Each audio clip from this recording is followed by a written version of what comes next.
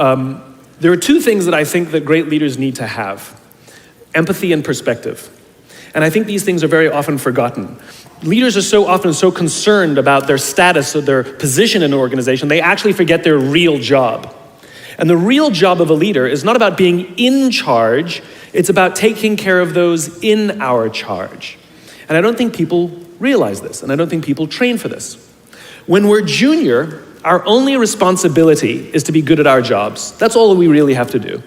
And some people actually go get advanced educations so that they can be really good at their jobs, accountants or whatever, right? And you show up and you work hard, and the company will give us tons and tons of training how to do our jobs. They'll show us how to use the software. They'll send us away for a few days to get trained in whatever it is that we're doing for the company.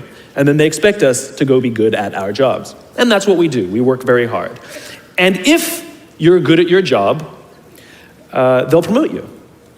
And at some point, you'll get promoted to a position where we're now responsible for the people who do the job we used to do, but nobody shows us how to do that. And that's why we get managers and not leaders. Because the reason our managers are micromanaging us is because they actually do know how to do the job better than us. That's what got them promoted. Really what we have to do is go through a transition. Some people make it quickly, some people make it slowly, and unfortunately some people will never make that transition at all. Which is we have to go through this transition of being responsible for the job and then turning into somebody who's now responsible for the people who are responsible for the job. And as I said before, one of the great things that is lacking in most of our companies is that they are not teaching us how to lead.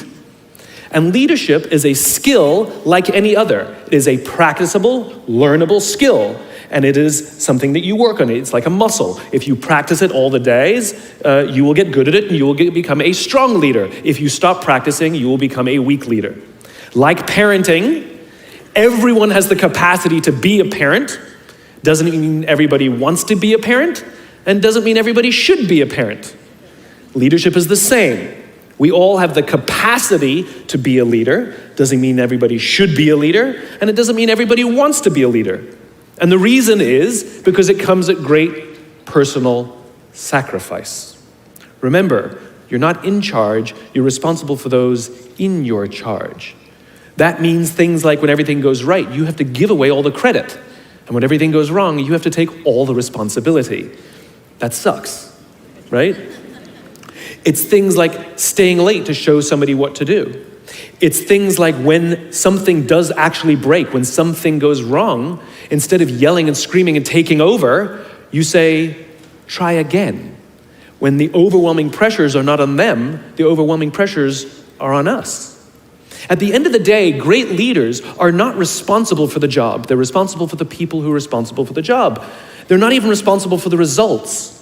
I love talking to CEOs and say, what's your priority? And they put their hands on their hips all proudly and say, my priority is my customer. I'm like, really? You haven't talked to a customer in 15 years. There's no CEO on the planet responsible for the customer. They're just not.